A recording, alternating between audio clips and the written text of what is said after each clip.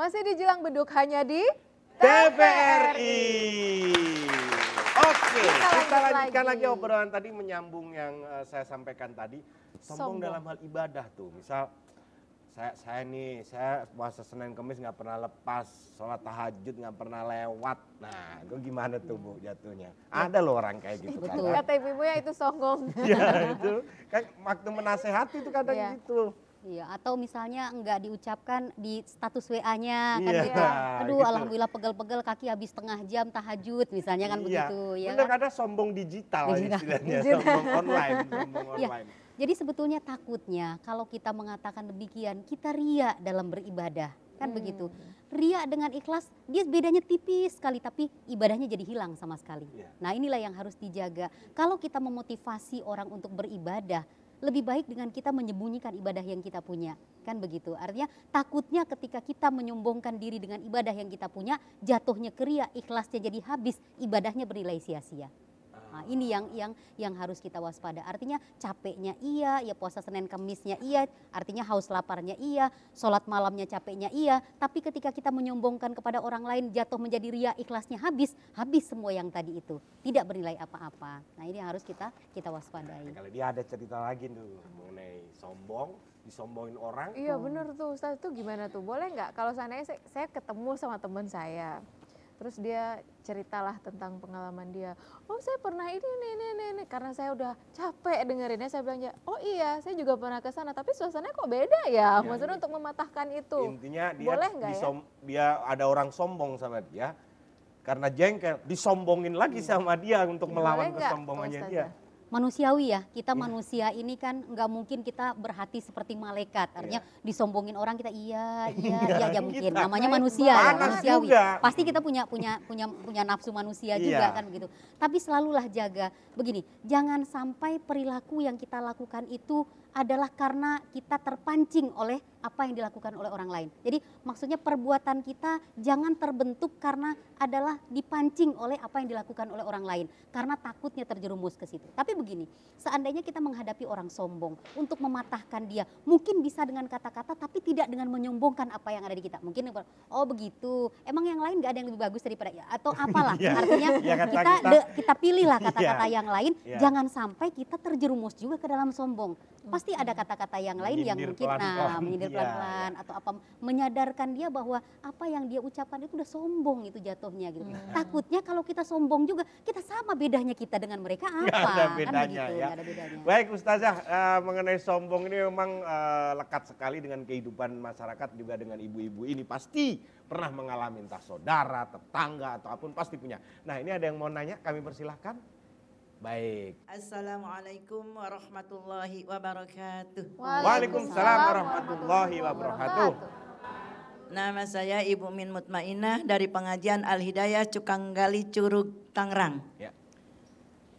Dalam hal kesombongan yang tidak disukai oleh Allah, apakah dalam kesombongan kekayaan atau dalam yang lain, Bu Ustazah? Sekian, terima kasih. Terima kasih Mama. Ya. Udah mirip Mama ya. Terima kasih. Pertanyaan yang bagus sekali. Bagaimana? Iya. Jadi sombong itu sebetulnya nggak pilih-pilih Bu, karena ada beberapa sombong itu ada dua. Ada sombong itu yang sifatnya batiniah. Batiniah itu artinya dia di dalam aja dia cuman apa namanya enggak itu kecil atau apa dia iya, gitu kan ada, gitu. iya, Ada ada ya gitu. dalam hati kan gitu. Yang kedua ada yang zahir. Yang zahir itu biasanya timbul ada sombong karena kekayaan yang dia punya, ada kesombongan karena kemudian kepintaran yang dia punya, ada kemudian karena kecantikan atau kegantengan yang dia punya gitu, atau keturunan atau lain-lain sebagainya. Jadi sombong itu nggak pilih-pilih apakah itu hanya kekayaan. Yang penting adalah sombong itu ketika dia merendahkan orang lain, itu kategorinya. Jadi kalau yang batiniah itu adalah yang batarul haq tadi. Jadi dia mengingkari semua mengingkari kebenaran, itu jatuhnya di batinnya. Ya kan? Nggak ada itu nih karena usaha saya, itu kan dalam hati. Iya. Nah kalau yang jatuhnya yang zohiriyah itu tadi, itu ya sombong terhadap kekayaannya, berarti dia merendahkan orang lain. Nggak ada orang lain yang lebih kaya kecuali dia, kan gitu. Nggak ada orang lain lebih pintar kecuali saya, nggak ada yang lebih cantik kecuali dia, dan ini lain-lain sebagainya. Itu jadi sombong semuanya itu menyangkut hal-hal yang tadi itu baik yang bersifat batin maupun bersifat yang zahir itu tadi gitu.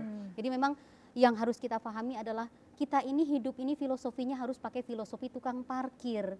Kita ini kayak tukang parkir, Bu. Kenapa ini? Kenapa? Karena semua yang diberikan oleh Allah kepada kita itu cuma titipan, kayak tukang Titip. parkir. Tukang parkir itu kan kalau dia jadi tukang parkir, ada BMW yang diparkir, ada Jaguar, ada mobil Alphard, apapun lah ya. apapun ada semuanya, ya kan? Dia terima, dia jaga, dia rawat dengan baik kan begitu. Kemudian ketika pemiliknya ngambil, apakah dia marah? Nggak boleh marah orang tukang parkir kan cuman gitu. titipan. Ya, begitu juga kita dikasih kelebihan harta, kita dikasih kepinteran, dikasih kecantikan, dikasih keturunan yang baik, titipan dari Allah Subhanahu wa taala. Ketika yang punya, ya kan kita tukang parkir nih. Iya. Ketika yang punya, yang hak yang punya, Allah yang punya ngambil, boleh nggak kita komplain? Enggak dong. Yang punya yang ngambil kan gitu. Nah, ini. Tapi kadang juga jangan kayak tukang parkir. Kita datang parkir nggak ada, kita mau pergi tiba-tiba nongol.